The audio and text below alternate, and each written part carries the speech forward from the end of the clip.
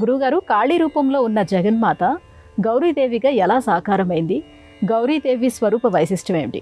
కైలాసంలో పార్వతీ పరమేశ్వరులు శివతాండవం చేస్తున్న సమయంలో ప్రమథ గణాలన్నీ శివుణ్ణి కీర్తించటం ప్రారంభించాయి. జయత్వదభ్ర విభ్రమద్ భ్రమద్భుజంగమశ్వసత్ వినిర్గమత్ క్రమస్ఫురత్ కరాళ ఫాలహవ్యవాట్ ధిమి ధిమి ధిమి ధ్వనిన్ మృదంగతంగ మంగళ ధ్వనిక్రమ ప్రవర్తిత ప్రచండ తాండవ శివ అంటూ శివుడు నాట్యం చేస్తూ ఉంటే, ప్రమథగణాలన్నీ నమశివాయ నమశివాయ అంటూ స్వామిని కీర్తిస్తూ ఉంటే, ఆ మనోహరమైన దృశ్యాన్ని చూచిన పార్వతీదేవి ఒక్కసారి శివుణ్ణి ఆలింగనం చేసుకుంది. శివుడు చిరునవ్వు నవ్వాడు. ఆశ్చర్యపోయింది పార్వతీదేవి. ఎందుకు నవ్వారు అని ప్రశ్నించి, చెబితే నీకు కోపం వస్తుంది అన్నాడు శివుడు. మనిద్దరము ఒకే దేహము, ఒకే ఆత్మస్వరూపులం, నాకెందుకు కోపం వస్తుంది అని.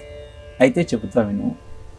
తెల్లగా ఉన్న నన్ను నల్లగా ఉన్న నువ్వు ఆలింగనం చేసుకున్నప్పుడు చెట్టుకు పాము చుట్టుకున్నటువంటి దృశ్యం నాకు ఆ అద్దంలో కనపడింది అని నిజాన్ని నిక్కచ్చిగా చెప్పాడు పరమేశ్వరుడు. ఆగ్రహంతో కైలాసం వదిలి పుట్టింటికి వెళ్ళింది పార్వతి. జయ విజయ అనే చెలికత్తలను తీసుకొని శివుడు పార్వతీదేవి దగ్గరికి వెళ్ళి అభ్యర్థన చేద్దాం అనుకున్నాడు. అనుమతించలేదు పార్వతి. ఈ విషయాన్ని శ్రీమన్నారాయణుడు గమనించాడు. ఎలా అయినా తన చెల్లెలైన పార్వతిని శాంతింపజేసి తిరిగి కైలాసానికి చేర్చాలనుకున్నాడు. లక్ష్మీదేవితో కలిసి పార్వతీదేవి దగ్గరికి వచ్చాడు. అమ్మా, ఎందుకు నీకు ఆగ్రహం అని ప్రశ్నించగానే, ఆత్మీయుడైన అన్న దగ్గరికి రాగానే చెల్లెలి దుఃఖం పొంగి పొర్లింది. నా భర్త నేను తెల్లగా లేనని నన్ను అవమానించాడు. తిరిగి తెల్లగా మారిన తరువాత మాత్రమే నేను కైలాసానికి వెళతాను అని, దానికోసమే తపస్సు చేస్తున్నాను అని చెప్పింది. చిరునవ్వు నవ్వాడు శ్రీమన్నారాయణుడు.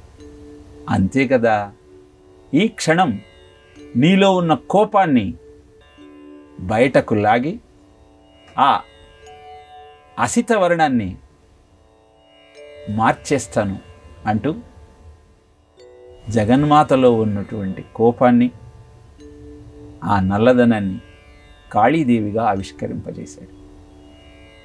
సింధూరారుణ విగ్రహాం త్రినయనాం మాణిక్యమౌళి స్ఫరుత్తారానాయక శేఖరాం స్మితముఖీన్ ఆపీన వక్షోరుహాం అంటూ గౌరీదేవిని మనం అభివర్ణించటంలోని ఆంతర్యం, ఆ కోపము, ఆ నల్లని వర్ణము వెళ్ళిన తరువాత గౌరవర్ణంలో లేత సూర్యకాంతితో ఆవిర్భవించినటువంటి స్వరూపమే గౌరీదేవి. గౌరవర్ణాత్ గౌరీ, గౌహు గౌరీ, గురూరియం గౌరీ అని గౌరీదేవికి ఉత్పత్తి చెప్పింది నిరుక్తి. గౌరవర్ణాత్ తెల్లని వర్ణంలో ఉన్నటువంటి ఆ గౌరీదేవి, గౌహు వేదమాత, గురూరియం జగద్గురువైనటువంటి పరమేశ్వరుని భార్య.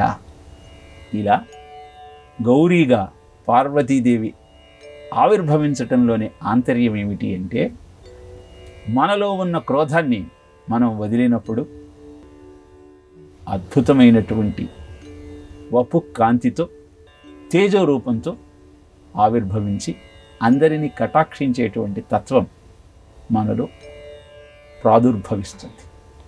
కాళికాదేవి భద్రకాళి మహంకాళిగా అసుర సైన్యాలన్నింటినీ నిర్జిస్తే, గౌరీదేవి కరుణామయ దృక్కులతో ఏణాంకానల భానుమండల శ్రీచక్ర మధ్యే స్థితాం బాలార్కద్యుతి భాసురాం కరతలై పాశాంకుశో బిభ్రతీం చాపం బాణమపి ప్రసన్నవదనాం కౌసుంభవస్త్రాన్వితాం తాం త్వాం చంద్రకళావతం సమకుటాం చారుస్మితాం భావయే.